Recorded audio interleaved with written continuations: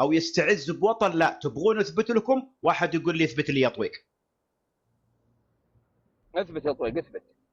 اثبت لك. حررها نبوخذ نصر من العراق عربي، وضيعوها وباعوها، وحررها لهم عمر بن الخطاب وضيعوها وباعوها. ضايعين ضايعين من زمان يا جماعه، ما فيهم ولا كفو. وبعدين حررها صلاح الدين وضيعوها، بعدين حررها قدس وضيعوها، بعدين سلمتها الدوله العثمانيه قدام عيونهم هم فاغرين. 10 من اليهود دخلوا مع البحر واستولوا عليهم واشتروا الاراضي وضيعوها. ثم بعدين طال عمرك جاء الملك عبد العزيز واعادها على الطاوله وضيعوها. تبغى من الفلسطيني يا اخي؟ الادمي ما يبغى ارض، الادمي ما يبغى ارض يا ناس. الفلسطينيين ما يبغون ارض، الفلسطينيين يبغوا فلوس عشان يهاجروا يخدموا الاوروبيين بالمختصر الشديد ويتاجرون في قضيتهم. كلهم صاروا يتاجرون كلهم. انا اقول لكم والله مو بس الرؤساء حقينهم ولا حماس، واقسم بالله حتى المواطن الفلسطيني انه يتاجر في قضيته، والله يتاجر. انا اقول لكم يا على بلاط، لا تصدق اي فلسطيني على وجه الارض.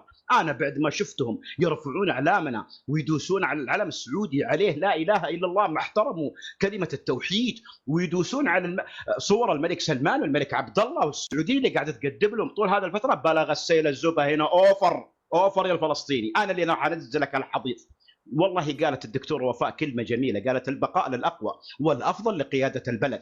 يا اخي والله لو يقودها فنلندي انه عندي اطلق من الفلسطيني، والله لو يجي نيجيري يقودها انه عندي اطلق من الفلسطيني. ما هو كفو الفلسطيني وش جاه مني يسبسب فينا 24 ساعه يا رجل. يا اخي جارها الاردن ما احترموه قبل فتره طالقين مظاهرات يبغون يخدمون الحشد يخدمون ايران. بالله هذول اوادم اكلتهم الاردن، شربتهم، دخلتهم بيوت، اعطتهم جنسيات، اعطتهم اموال. ما احترموا هالموضوع ولا فكروا ولو لحظه يحافظون على امن المملكه الاردن اللي في ازمات الان تنهش في العرب. والفلسطيني طالع مظاهرات يبغى ايش؟ يبغى يسوي بلبله في الاردن. هذا هو المواطن الفلسطيني باختصار، هذا هو الفلسطيني اللي يدعي ويجيني هنا يسبسبني ويسبسب الخليجيين ويقولوا مطبعين. هو براسه واذاريه جالس بتصرفاته يبيع قضيته. تدري ليش؟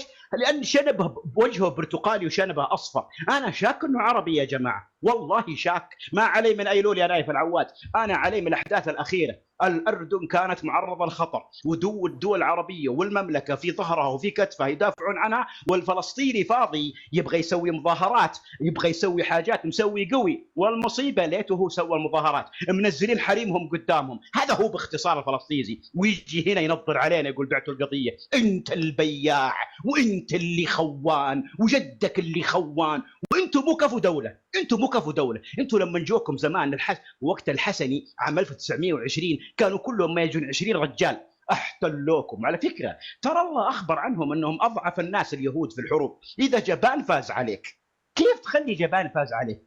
كيف بعرف انا؟ روح راجع اجدادك وشوفهم، لكن لا تجي ثاني مره تتكلم عن السعوديين. على فكره اخترت الوجهه الخطا، ونحن الان لازم نصحح الوضع، ونحن الان لازم نشوف الحق فين. انا برجع لين الوثيقه العمريه، وبرجع لين صلاح الدين كيف كان يتعامل مع اليهود والنصارى، وراح نتعامل زيهم. فيك خير افتح فمك، اذا كنت كفو افتح فمك. اللي سوته الدوله الامويه والدوله العباسيه والعثمانيه واي دوله اسلاميه مرت سوت وتعاملت فيه مع اليهود والنصارى، راح نتعامل احنا. وابن ابوه يفتح فمه، ابن ابوه اشوف يفتح فمه على السعوديين. انا اسف علي طال.